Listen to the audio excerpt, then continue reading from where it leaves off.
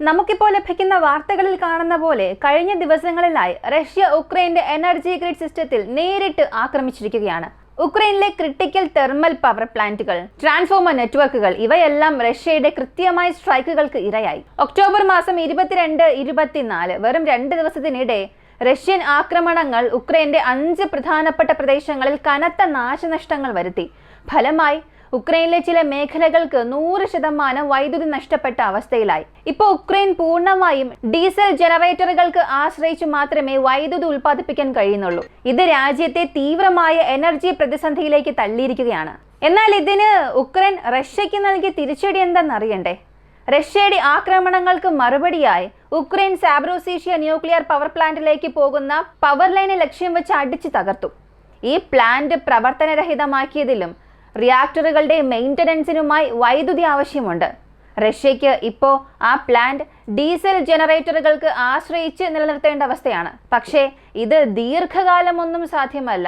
ഒരുപാട് ദിവസത്തേക്ക് ഡീസലിന് മാത്രം ഇങ്ങനെ ആശ്രയിച്ച് കൊണ്ടുപോകാൻ കഴിയുകയില്ല. ചില ആഴ്ചകൾക്കോ മാസങ്ങൾക്കോ ശേഷം റഷ്യയ്ക്ക് ഈ നിലനിൽപ്പ് തുടരാൻ പ്രയാസമാകും. അപ്പോൾ വളരെ പ്രധാനപ്പെട്ട ഘട്ടത്തിലാണ് ഈ എനർജി വാർ ഇപ്പോൾ മുന്നോട്ട് പോകുന്നത്. എല്ലാം ഈ വീഡിയോയിലൂടെ വിശദമായി അറിയാം.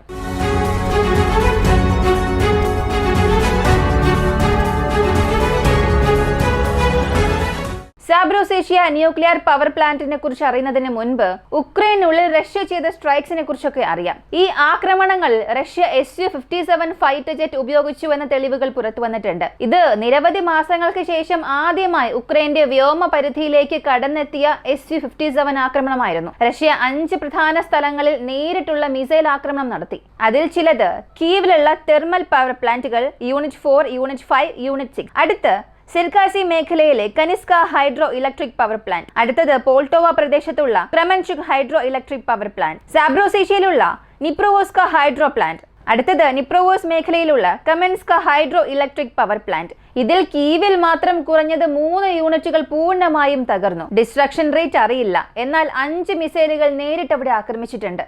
സാധാരണ റഷ്യ ഉക്രൈനെതിരെ ഒരു ആക്രമണം നടത്തുന്നു, അല്ലെങ്കിൽ ഉക്രൈന്റെ ചില ക്രിട്ടിക്കൽ സൈറ്റ്സിനെ ആക്രമിക്കുന്നതിനൊക്കെ റഷ്യ ഉപയോഗിക്കുന്നത് ഷാഹിഡ് ഡ്രോൺസ് ആണ്. ജെറാനിൻ റഷ്യൻ ഡ്രോൺസ് ആണ് ഉപയോഗിക്കുന്നത്. എന്നാൽ ഈ തവണ ഒരേ ഒരു ഡ്രോൺ പോലും ഈ ആക്രമണത്തിൽ ഉപയോഗിച്ചിട്ടില്ല. അതിന് പ്രധാനപ്പെട്ട കാരണം ഷാഹിഡ് ഡ്രോണുകളുടെ വിജയ നിരക്ക് ഉക്രൈനുള്ളിൽ കുത്തനെ താഴാൻ തുടങ്ങിയിട്ടുണ്ട്. ചില വിദഗ്ധർ ഇതിന് പല കാരണങ്ങൾ പറയുന്നുണ്ട്. റഷ്യ ഔട്ട്ഡേറ്റഡ് ഇറാനിയൻ ഡ്രോൺസ് ആണ് ഉപയോഗിക്കുന്നത്, അല്ലെങ്കിൽ ഇലക്ട്രോണിക് ജാമിങ്ങിന് ഈ ഡ്രോണുകൾ ഇമ്മ്യൂൺ അല്ല എന്ന രീതിയിൽ ചില കുറ്റാരോപണങ്ങൾ ഉയരുന്നുണ്ടെങ്കിലും റഷ്യ ഇത് പൂർണ്ണമായും നിഷേധിച്ചിട്ടുണ്ട്. നമ്മൾ എല്ലാവരും അറിയുന്ന പോലെ റഷ്യയുടെ ഷാഹിഡ് ഡ്രോണുകൾ വളരെ ശക്തമാണെന്ന് റഷ്യയും അവകാശപ്പെടുന്നുണ്ടെങ്കിലും കഴിഞ്ഞ കുറച്ച് ദിവസങ്ങളായി ഉക്രൈനിൽ ഈ ഡ്രോണുകൾ വീഴുന്ന എണ്ണം വളരെയധികം വർദ്ധിച്ചു വരികയാണ്. അതാണിപ്പോൾ റഷ്യയുടെ ഈ ഡ്രോൺ ഉപയോഗ തന്ത്രം മാറ്റാനുള്ള പ്രധാനപ്പെട്ട കാരണം. പൊതുവെ ഈ ഡ്രോൺസിനെ ആക്രമണത്തിനായി അയക്കുമ്പോൾ 3 പാറ്റേൺസ് ആണ് ഫോളോ ചെയ്യുന്നത്. ഒന്നാമത്തേത് റഷ്യൻ അതിർത്തിക്ക് അരികിൽ നിന്നുള്ള ലോഞ്ച്. രണ്ടാമത്തേത് ഉക്രൈനിലെ റഷ്യൻ അധീനതയിലുള്ള പ്രദേശങ്ങളിൽ നിന്നും ലോഞ്ച് ചെയ്യുക. മൂന്നാമത്തേത് റഷ്യയുടെ ആഴത്തിലുള്ള പ്രദേശങ്ങളിൽ നിന്നും ഈ അറ്റാക്ക് നടത്തുക. അതായത് ഉക്രൈന്റെ പ്രതികരണ സമയം എത്രത്തോളം കുറയ്ക്കാൻ കഴിയുമോ അത്രത്തോളം ഈ ഡ്രോൺ ഉപയോഗിച്ച് പാറ്റേൺ വൈസ് ലോഞ്ച് ചെയ്യും. 50 കിലോമീറ്റർ ദൂരത്തിൽ നിന്നും ലോഞ്ച് ചെയ്താൽ ഡ്രോൺ അരമണിക്കൂറിനുള്ളിൽ ലക്ഷ്യത്തിലെത്തും.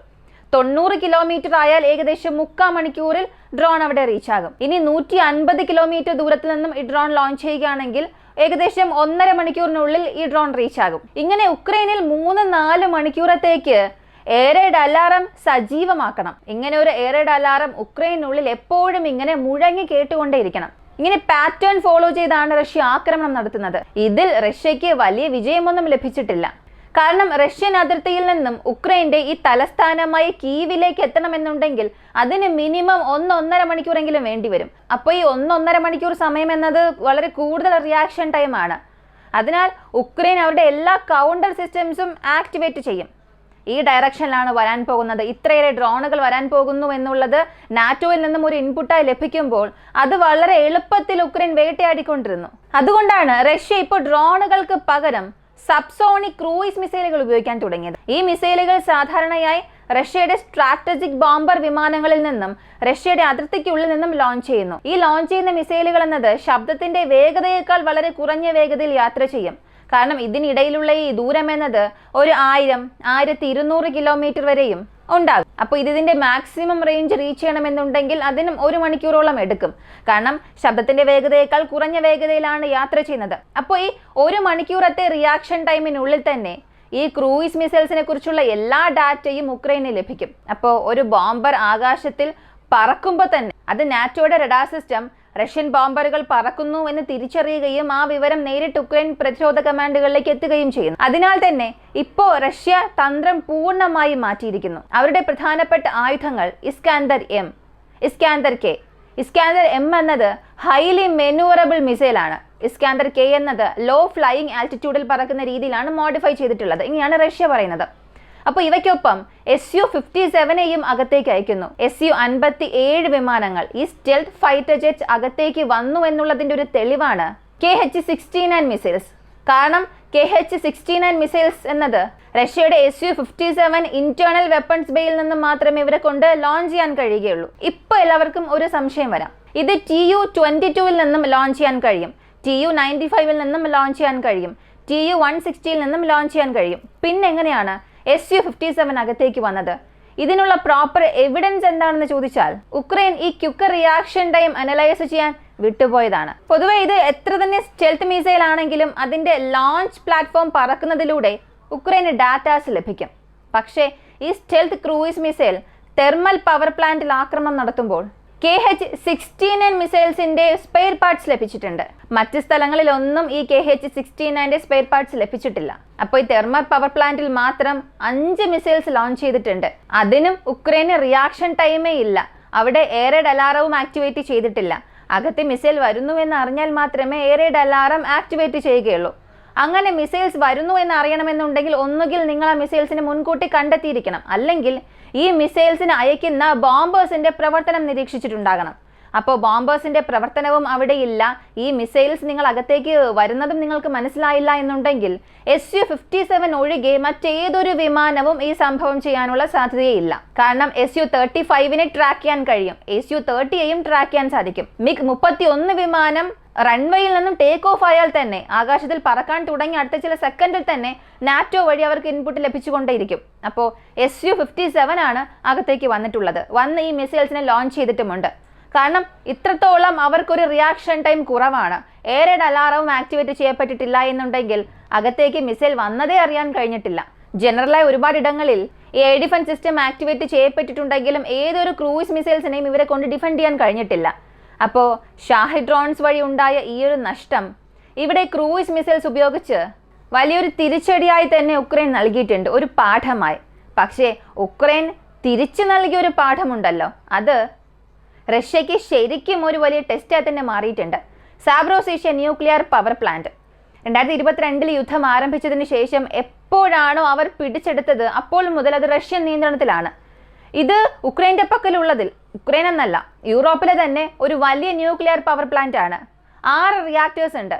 ഒരു റിയാക്ടറിന് ഏകദേശം 900-950 മെഗാവാട്ട്സ് വരെയും ക്രിയേറ്റ് ചെയ്യാൻ കഴിയും. അതുപോലെ നോക്കിയാൽ ഒരു ദിവസം ഏകദേശം 5700 മെഗാവാട്ട്സ് വരെയും ഉൽപ്പാദിപ്പിക്കാൻ കഴിയും. അതുപോലെ 1,36,800 ഹവേഴ്സ് എനർജി പ്രവർത്തിപ്പിക്കാൻ കഴിയും. അപ്പോൾ ഇവിടെ പ്രശ്നം ആരംഭിക്കുന്നത് ഉക്രൈൻ്റെ ടോട്ടൽ എനർജി കൺസപ്ഷനിൽ അവർ ഉപയോഗിക്കുന്ന മുഴുവൻ ഇലക്ട്രിസിറ്റിയിൽ 55% ഇവിടെ നിന്നാണ് വരുന്നത്. അതായത് 2022 മുൻപ് വരെയും ഈ സാബ്രോസിഷ്യ ന്യൂക്ലിയർ പവർ പ്ലാന്റിൽ നിന്നാണ് സപ്ലൈ ചെയ്തുകൊണ്ടിരുന്നത്. പക്ഷെ എപ്പോഴാണോ ഇത് റഷ്യൻ നിയന്ത്രണത്തിലേക്ക് വന്നത് അതിനുശേഷം ഉക്രൈനിൽ ഒരുപാട് ബുദ്ധിമുട്ടുകൾ ഉണ്ടാകാൻ തുടങ്ങി. ഈ റിയാക്ടേഴ്സ് ഓരോന്നായി കട്ട് ചെയ്തപ്പോൾ പോലും ഉക്രൈനിലേക്ക് പോകുന്ന എനർജി പൂർണ്ണമായും കുറച്ചിട്ടില്ല. കാരണം ഈ റിയാക്ടേഴ്സ് എന്നൊക്കെ പറയുമ്പോൾ നമ്മളിങ്ങനെ വിചാരിക്കുന്നത് പോലെ നമ്മൾ ന്യൂക്ലിയർ റിയാക്ടറിനെ ഷട്ട് ഡൗൺ ചെയ്താൽ അല്ലെങ്കിൽ ആ ന്യൂക്ലിയർ പവർ പ്ലാന്റിനെ ക്യാപ്ചർ ചെയ്താൽ ഒരു ബട്ടൺ അങ്ങ് അമർത്തിയാൽ മതി, ഇലക്ട്രിസിറ്റി എല്ലാം സ്റ്റോപ്പ് ആകുമെന്ന് ചിന്തിക്കും. പക്ഷെ അങ്ങനെയല്ല. ഈ ന്യൂക്ലിയർ എനർജി എന്നത് തന്നെ ഒരു വലിയ കാര്യമാണ്. അവിടെ നിങ്ങളെ കൊണ്ട് എളുപ്പത്തിൽ അതിനങ്ങനെ കൺട്രോൾ ചെയ്യാൻ കഴിയില്ല.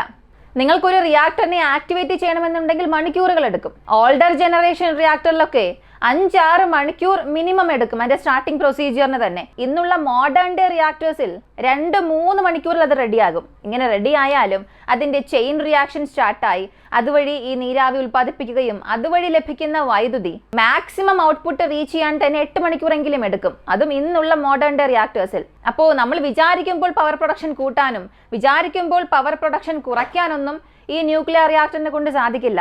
അതിന് ഒരുപാട് പ്രൊസീജിയേഴ്സ് ഉണ്ട്. ഏകദേശം ചില ആഴ്ചകളോളം എടുക്കാം. കാരണം ചിലയിടങ്ങളിൽ ഇപ്പോൾ ഈ വെയിലുള്ള സമയത്തൊക്കെ കൂടുതൽ പവർ കൺസപ്ഷൻ ഉണ്ടാകും. ആ സമയത്ത് പോലും ഇവരെ കൊണ്ട് ചിന്തിക്കുന്ന രീതിയിൽ ന്യൂക്ലിയർ റിയാക്ടറിന്റെ കപ്പാസിറ്റി ഇൻക്രീസ് ചെയ്യാൻ കഴിയില്ല. അപ്പോൾ എത്ര തന്നെ ഈ റഷ്യ ഉക്രൈൻ യുദ്ധം ആരംഭിച്ചെങ്കിലും സംഭവിക്കുന്നെങ്കിൽ കൂടിയും ഈ സാബ്രോസിഷ്യ ന്യൂക്ലിയർ പവർ പ്ലാന്റിൽ നിന്നും ഒരു പ്രത്യേക എമൗണ്ട് കറണ്ട് ഉക്രൈനിലേക്ക് പോകുന്നുണ്ട്. ചില മാസങ്ങൾ വരെയും അങ്ങനെയാണ് പോയിക്കൊണ്ടിരുന്നത്. അതിനുശേഷമാണ് പൂർണ്ണ ഷട്ട് ഡൗൺ ചെയ്തത്. ഇപ്പോൾ ഈ ന്യൂക്ലിയർ റിയാക്ടേഴ്സിനെ ഷട്ട് ഡൗൺ ചെയ്തു. അതിന്റെ മെയിൻ്റനൻസിന് തീർച്ചയായും ഇലക്ട്രിസിറ്റി ആവശ്യമാണ്. അതിന് ചില പവർ ലൈൻസിൽ നിന്നും ഇലക്ട്രിസിറ്റി ബാക്കപ്പിൽ വരുന്നുണ്ടായിരുന്നു. 2023-24 ഈ ഒരു കാലഘട്ടത്തിൽ മുഴുവൻ 9 ക്രിട്ടിക്കൽ കേബിൾ ലൈൻസ് ഉണ്ടായിരുന്നു ഈ സാബ്രോസിഷ്യ ന്യൂക്ലിയർ പവർ പ്ലാന്റിൽ നിന്നും ഔട്ട്പുട്ട് എടുക്കാനായി. ഇപ്പോൾ പകരം തിരിച്ചടിക്കണം എന്നുള്ളതിന് വേണ്ടി ഉക്രൈൻ ചെയ്തത് ബാക്കപ്പിന് വേണ്ടി റഷ്യ യൂസ് ചെയ്യുന്ന പവർ ലൈൻസ് ഉണ്ടാകുമല്ലോ. അതായത് റഷ്യയിൽ നിന്നും കറണ്ട് ബാക്കപ്പിന് ഇങ്ങോട്ടേക്ക് വരുന്നുണ്ട്. വലിയ വലിയ ഇലക്ട്രിസിറ്റി ജനറേറ്റേഴ്സ് ആ ഒരു പ്ലാന്റിൽ തന്നെ വെച്ച് അല്ലെങ്കിൽ ഔട്ടേൺ സ്കേർട്സിൽ വെച്ച് സപ്ലൈ ചെയ്യുന്നുണ്ട്.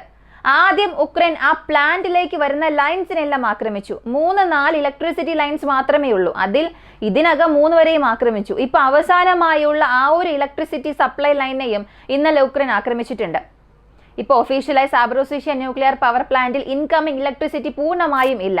പിന്നെ എങ്ങനെയാണ് മെയിൻറ്റെയിൻ ചെയ്യാൻ സാധിക്കുക? ക്രിട്ടിക്കൽ ലൈൻ സപ്ലൈസ് കട്ടാവുകയാണെങ്കിൽ അവിടെ ന്യൂക്ലിയർ റിയാക്ടറിനെ മെയിൻറ്റെയിൻ ചെയ്തേ മതിയാവുകയുള്ളൂ. അതിന്റെ കൂളിംഗ് സിസ്റ്റം പ്രവർത്തിച്ചുകൊണ്ടേയിരിക്കണം. കൂൾ വാട്ടർ സിസ്റ്റം പ്രവർത്തിക്കാൻ തന്നെ ഇലക്ട്രിസിറ്റി ആവശ്യമാണ്. അപ്പോൾ റഷ്യ എന്തായിരിക്കും ചെയ്യുക? പകരമായി ഡീസൽ ജനറേറ്ററുകൾ ഉപയോഗിച്ച് അതിന്റെ ആവശ്യമായ വൈദ്യുതി ഉൽപ്പാദിപ്പിക്കുകയാണ് ചെയ്യുന്നത്. എന്നാൽ ഇതിലുള്ള ഒരു വലിയ പ്രശ്നം, നിങ്ങൾക്ക് ബാക്കപ്പ് പവർ സപ്ലൈസിനെ മാത്രം വിശ്വസിച്ചുകൊണ്ട് മാസക്കണക്ക് ഇങ്ങനെ പോകാൻ കഴിയില്ല. ഇലക്ട്രിസിറ്റി പ്രൊഡ്യൂസ് ആയാലും 6 ന്യൂക്ലിയർ റിയാക്ടർ ഉണ്ട്. യൂറോപ്പിലെ തന്നെ വലിയ ന്യൂക്ലിയർ റിയാക്ടേഴ്സ് ആണ്. അതിനെ നിങ്ങൾ കൺട്രോൾ ചെയ്യണമെന്നുണ്ടെങ്കിൽ അത്രത്തോളം പവർ പ്രൊഡക്ഷൻ ആവശ്യമാണ്. ഇത് ഡീസൽ ഇലക്ട്രിക് ജനറേറ്റേഴ്സിനെ കൊണ്ട് പ്രോപ്പറായി നൽകാൻ കഴിയില്ല. ഇത് പ്രത്യക്ഷമായൊരു ദീർഘകാല പരിഹാരമല്ല. ചില വാരങ്ങളോളം മാത്രമേ ഇത് താങ്ങാനാവുകയുള്ളൂ. അതിനുശേഷം സാബ്രോസിഷ്യയിൽ വരുന്ന ക്രിട്ടിക്കൽ ലൈൻസ് ഒക്കെ തയ്യാറാക്കണം. IAEA സംഘടനകളോട് റഷ്യ ഇതിനെക്കുറിച്ച് ഒരു ചോദ്യം ചോദിച്ചപ്പോൾ അവിടെ നിന്നും പ്രോപ്പർ റെസ്പോൺസ് ലഭിച്ചില്ല. കാരണം ഈ പവർ പ്ലാന്റ് ഉക്രൈൻ്റെതായിരുന്നു. ഇത് റഷ്യ പിടിച്ചു വെച്ചിരിക്കുന്നത് കൊണ്ട് ഇതിന് വലിയ ഏതൊരു പ്രതികരണം ഉണ്ടാവുകയില്ല. ഒരു പക്ഷേ ബാക്കപ്പ് പവർ സിസ്റ്റം റിയാക്ടേഴ്സിലേക്ക് പോകുന്നത് അവിടെ അവസാനിക്കുകയാണെങ്കിൽ വലിയൊരു നാശം അവിടെ സംഭവിക്കാനും സാധ്യതയുണ്ട്. അതാണിപ്പോൾ റഷ്യക്കുള്ളിൽ സംഭവിക്കുന്നത്. അപ്പോൾ എത്രയും പെട്ടെന്ന് രണ്ടിലേതെങ്കിലും ഒന്ന് സംഭവിക്കും. ഒന്നുകിൽ വീണ്ടും ക്രിട്ടിക്കൽ പവർ സപ്ലൈ ലൈൻസ് റഷ്യക്കുള്ളിൽ നിന്നും ഈ പവർ പ്ലാന്റിലേക്ക് എടുത്തുകൊണ്ടുവരാൻ ശ്രമിക്കും. പക്ഷേ ഉക്രൈന് തിരികെ എടുക്കാൻ ശ്രമിക്കും. അല്ലെങ്കിൽ ഇലക്ട്രിസിറ്റി പ്രൊഡ്യൂസ് ചെയ്യുന്ന ഏതെങ്കിലും ഒരു ബാക്കപ്പ് സിസ്റ്റത്തിൽ എന്തെങ്കിലും ഒരു ചെറിയ പ്രശ്നം ഉണ്ടായാൽ പോലും അതൊരു വലിയ ദുരന്തമായിരിക്കും ആ ന്യൂക്ലിയർ പവർ പ്ലാന്റിന് ഉണ്ടാക്കുക. അപ്പോൾ ഒരു വശത്ത് ഉക്രൈൻ്റെ പവർ ഗ്രിഡ്സിനെ 100% ഷട്ട് ഡൗൺ ചെയ്യാൻ റഷ്യ ശ്രമിച്ചുകൊണ്ടിരിക്കുന്നു അവരുടെ മിസൈൽ സ്ട്രൈക്കിലൂടെ. എന്നാൽ മറുവശത്ത് ചില ക്രിട്ടിക്കൽ ലൈൻസിനെ ആക്രമിച്ചത് മൂലം ഒരു വലിയ ന്യൂക്ലിയർ ഡിസാസ്റ്റർ തന്നെ റഷ്യക്ക് നൽകുന്ന ഒരു ശ്രമത്തിലാണ് ഉക്രൈൻ. രണ്ടുപേരും സമമാണെന്നൊന്നും തോന്നുന്നില്ല. പക്ഷേ ഇതിൽ കഷ്ടപ്പെടാൻ പോകുന്നത് അവിടെയുള്ള ജനങ്ങൾ മാത്രമായിരിക്കും. ഈ ഒരു വീഡിയോയെക്കുറിച്ചുള്ള നിങ്ങളുടെ അഭിപ്രായം എന്താണ്? ഏറെ ദിവസങ്ങൾക്ക് ശേഷം Su-57 അകത്തേക്ക് കടന്ന് സ്ട്രൈക്ക് ചെയ്തിട്ടുണ്ട്. കൂടാതെ ഈ മിസൈൽ ലോഞ്ച് ചെയ്തിട്ടുള്ള മറ്റു പ്ലാറ്റ്ഫോമിനെ കുറിച്ചുള്ള ഡീറ്റെയിൽസ് ഒന്നും പുറത്തു വന്നിട്ടില്ല. അപ്പോൾ Su-57 തീർച്ചയായും സ്ട്രൈക്ക് ചെയ്തിട്ടുണ്ട്. ഇതിനെക്കുറിച്ചുള്ള നിങ്ങളുടെ അഭിപ്രായം കമൻറ്റിൽ പറയുക. കൂടുതൽ അപ്ഡേറ്റ്സിനായി വോയിസ് ഓഫ് വിക്കിയെ നമ്മുടെ ചാനൽ സബ്സ്ക്രൈബ് ചെയ്യുക. മറ്റൊരു വീഡിയോയുമായി വീണ്ടും കാണാം.